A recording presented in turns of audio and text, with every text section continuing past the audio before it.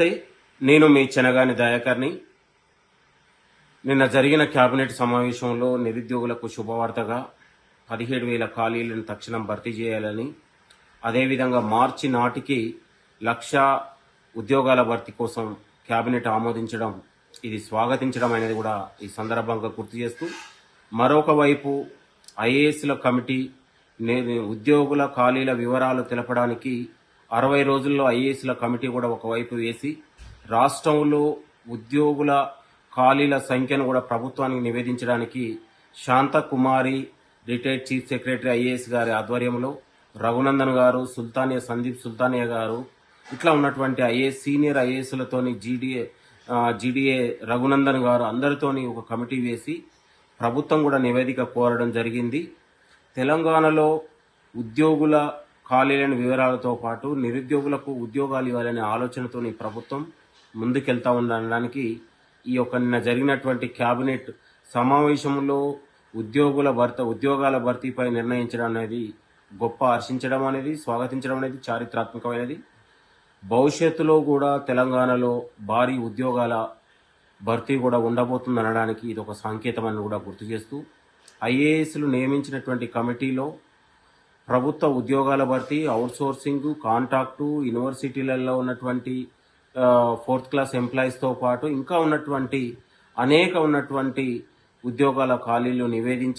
ప్రభుత్వానికి నివేదించిన తర్వాత ప్రభుత్వం ఒక ఆలోచనకు వస్తుందనే విషయాన్ని కూడా మీ అందరికీ గుర్తు చేస్తూ, ముఖ్యమంత్రి రేవంత్ రెడ్డి గారి నాయకత్వంలో తెలంగాణ 18 నెలల పరిపాలనలో ఒక ఊహించని పురోగతి, అభివృద్ధి తెలంగాణ రాష్ట్రం వేగవంతం కావడం, తెలంగాణ రాష్ట్రం వైపు ఇవాళ ప్రపంచం, దేశం తెలంగాణ రాష్ట్రం వైపు చూసే విధంగా 18 నెలల పాలన, ముఖ్యమంత్రి గారు మంత్రులు నిరంతరం పనిచేయడం, ఒక విజన్ 2047 ఒక విజన్ పెట్టుకొని తెలంగాణలో యువతకు ఉద్యోగాలు ఇవ్వాలి, రైతన్నకు ఒక రాజును చేయాలి, మహిళలకు కోటీశ్వరుని చేయాలి, ఒక విధంగా ఇట్లా తెలంగాణ ఒక రోల్ మోడల్గా విద్య, ఉపాధి ఒక ఫ్రీ ఇవ్వాలనే ఒక ఆలోచనతోని తెలంగాణ ఇండస్ట్రియల్ డెవలప్మెంట్తో పాటు ఫ్యూచర్ సిటీని డెవలప్ చేస్తూ తెలంగాణ విద్య, ఉపాధి, ఉద్యోగాల భర్తీ ఆలోచనతోని ముందుకెళ్లడానికి ఇది ఒక గొప్ప నిదర్శనం. కాబట్టి తెలంగాణలో నిరుద్యోగ యువతకు ఒక మంచి శుభవార్త రాబోతా ఉంది, మంచి భవిష్యత్తు ఉండబోతా ఉంది. ప్రభుత్వ రంగంలో, ప్రైవేట్ రంగాల్లో ఉద్యోగాలు క్రియేట్ చేయాలని, కల్పించాలనే ఈ ప్రభుత్వం ఆలోచన చేయడం ఇది గొప్ప నిర్ణయం. రాష్ట్ర ముఖ్యమంత్రి గారికి,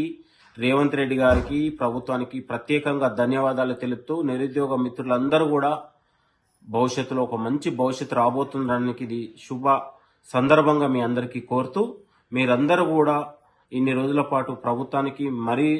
రానున్న రోజుల్లో మీరందరూ కూడా ప్రభుత్వానికి అండగా ఉండి ప్రభుత్వం చేస్తున్నటువంటి సంక్షేమ పథకాలు కావచ్చు, ఒక విజన్ కావచ్చు, మీరందరూ కూడా ప్రజల్లోకి తీసుకెళ్లే విధంగా మీ సహకారం, మీ సూచనలు కూడా ఈ ప్రభుత్వానికి అందించాలని కూడా కోరుతూ,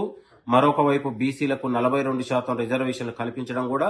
ఇది ఒక చారిత్రాత్మక అంశం. 70 ఏళ్ల హక్కులు, ఆకాంక్షల కోసం ఎదురు చూసిన బీసీలకు ఈ ప్రభుత్వం దేశంలోనే మన తెలంగాణ రాష్ట్రం 42% రిజర్వేషన్లు కల్పించడం అనేది ఇది గొప్ప సందర్భంగా భావిస్తూ,